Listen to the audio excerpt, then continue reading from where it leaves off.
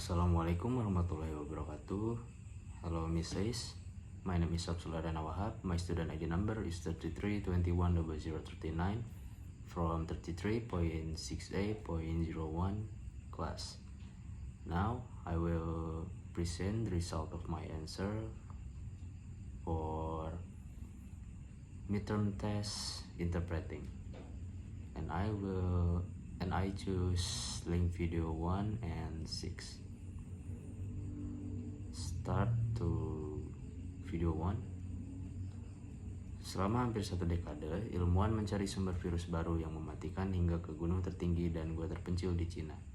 Akhirnya mereka menemukannya pada kelelawar di Gua Sito, yang menyebabkan wabah sindrom pernapasan akut parah atau SARS pada tahun 2003.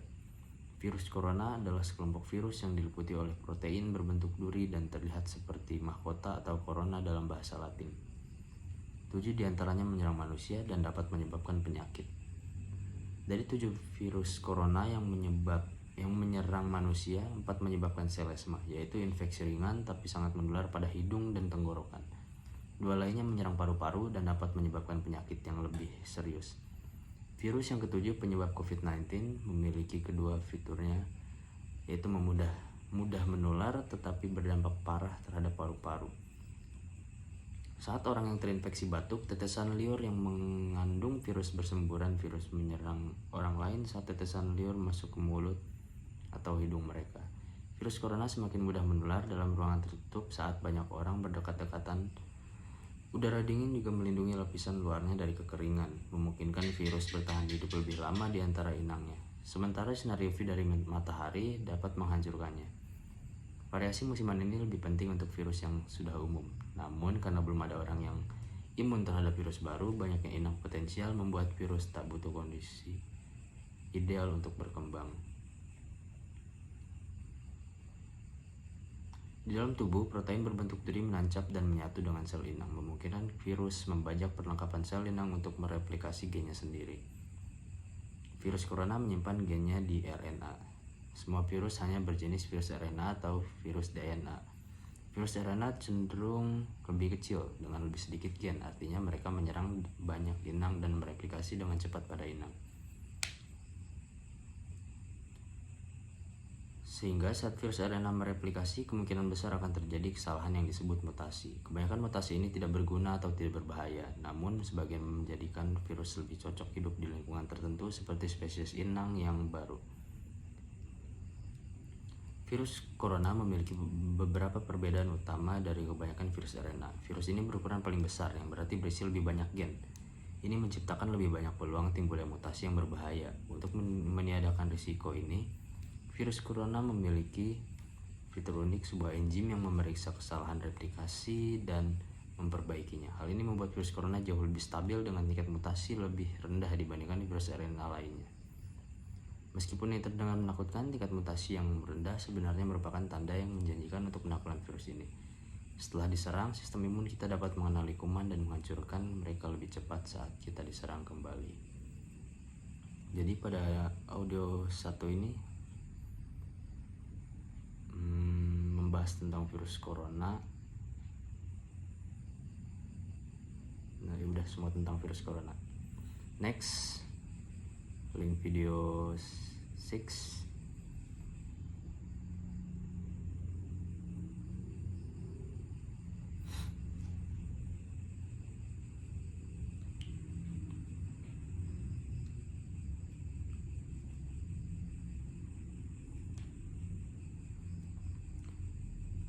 Fenomena alami manusia bahwa setiap anak normal yang lahir di mana saja di dunia mampu mempelajari bahasa apapun yang dihadapi.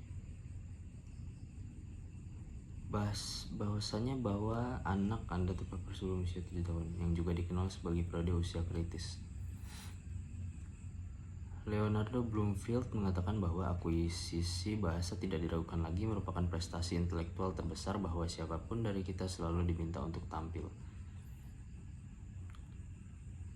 Jadi pada awalnya kita semua belajar bahasa karena kita harus, sebagai manusia kita dirancang untuk belajar bahasa sama seperti kita dirancang untuk berjalan.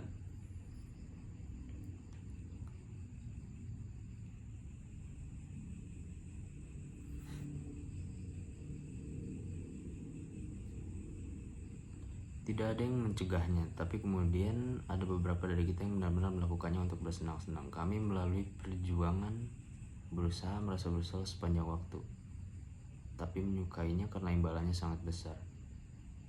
Kami mengagumkan untuk berbicara bahasa lain, untuk membawanya kemanapun Anda pergi, untuk bepergian dan berkomunikasi dengan orang-orang dalam bahasa.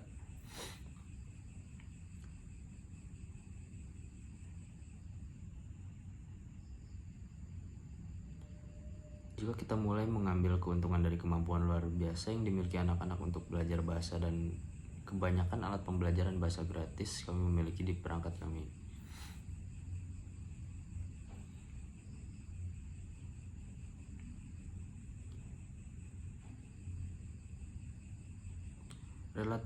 Relativitas linguistik adalah bidang yang mengajukan pertanyaan tentang hubungan antara bahasa, persepsi, dan pemikiran. Teori inti disebut teori deterministik yang terbukti secara ilmiah dan menyatakan bahwa bahasa yang Anda gunakan membentuk cara Anda berpikir dan mempengaruhi perilaku Anda.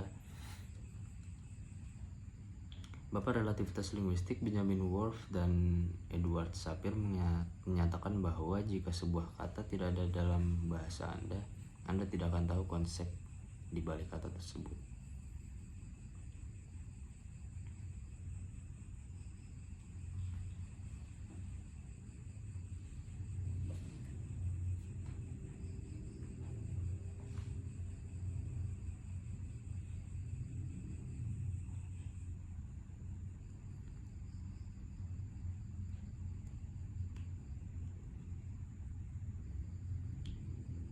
Jadi pada audio 6 ini membahas tentang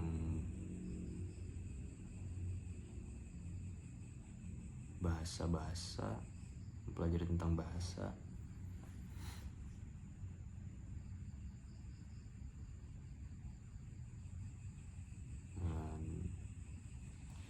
Ya, sekian dari saya. Assalamualaikum warahmatullahi wabarakatuh.